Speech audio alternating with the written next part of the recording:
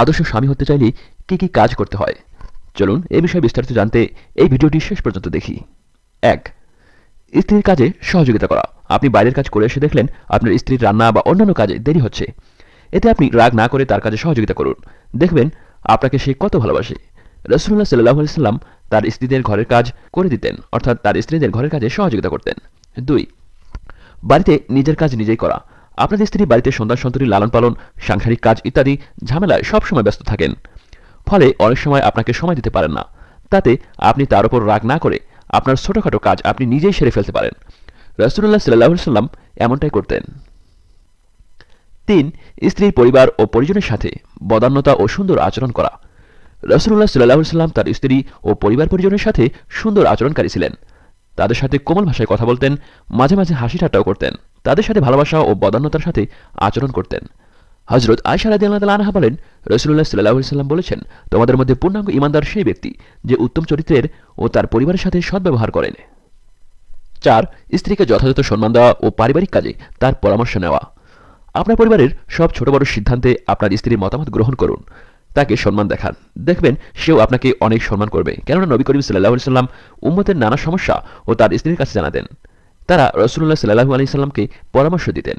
5. স্ত্রীর ওপর অযথা রাগ না করা, তারা রেগে গেলে ধৈর্য ধারণ করা। আয়েশা রাদিয়াল্লাহু তাআলা আনহা থেকে বর্ণিত, তিনি বলেন, রাসূলুল্লাহ সাল্লাল্লাহু আলাইহি সাল্লাম আমাকে বললেন, আমি জানি কখন তুমি আমার উপর খুশি থাকো এবং কখন রাগান্বিত হও। আমি বললাম, কি করে আপনি তা বুঝতে সক্ষম হন? তিনি বললেন, তুমি প্রসন্ন থাকলে বলো, মুহাম্মদ সাল্লাল্লাহু আলাইহি ওয়াসাল্লামের রবের কসম। কিন্তু তুমি আমার প্রতি নারাজ থাকলে বলো, ইব্রাহিম আলাইহিস সালামের রবের কসম। শুনে আমি বললাম, আপনি ঠিকই বলেছেন। আল্লাহর কসম ইয়া রাসূলুল্লাহ, সেক্ষেত্রে শুধু আপনার নাম মোবারক উচ্চারণ করা থেকেই বিরত থাকি। 6. প্রেম ও রোমান্টিকতা। আপনি আপনার স্ত্রীর সাথে সবসময় ভালোবাসার কথা বলবেন, তাকে রোমান্টিকতা দিয়ে ভরপুর করে রাখবেন। আপনার স্ত্রী হয়তো ঘুরতে পছন্দ করেন, তাকে মাঝে মাঝে দূরে কোথাও বেড়াতে নিয়ে যান, হারিয়ে যান কোনো অজানা প্রান্তে। 7. স্ত্রীকে সদুপদেশ দেওয়া ও বোঝানো। আপনার পরিবারের কে কীরকম তা আপনার স্ত্রীকে আগে থেকে জানিয়ে দিন। তাকে সবার স্বভাব চরিত্র সম্পর্কে ধারণা দিলে সে অনুযায়ী তাদের সাথে মিলেমিশে চলতে সহজ হবে।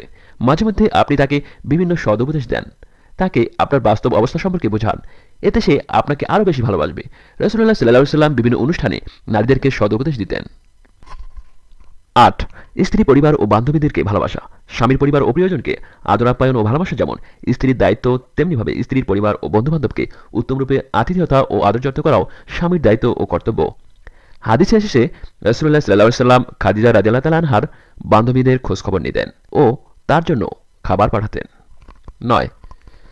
সন্তানের প্রতি যত্ন নেওয়া। আপনি তখনই একজন প্রিয় স্বামী হবেন যখন আপনার স্ত্রীকে সন্তানদের লালন পালনের কাজে সহযোগিতা করবেন। আপনি সারা রাত নাক ডেকে ঘুমাবেন আর আপনার স্ত্রী একটু পরপর বাচ্চার ভিজা কাপড় পাল্টাবে। এভাবে হলে আপনার স্ত্রী আপনাকে একজন স্বার্থপর ভাববেন। আপনিও তার কাজে যতটুকু পারেন সহযোগিতা করেন। রাসূলুল্লাহ সাল্লাল্লাহু আলাইহি সাল্লাম এমনটাই করতেন এবং বাচ্চাদেরকে তিনি খুব ভালোবাসতেন। 10. স্ত্রীকে পর্দায় রাখা। পর্দা করার অর্থ হচ্ছে আল্লাহ এবং তার রসুল মুহাম্মদ সাল্লাল্লাহু আলাইহি সাল্লামের আনুগত্য করা, কেননা তাদের আনুগত্য প্রতিটি নরনারীর ওপর ফরজ করা হয়েছে।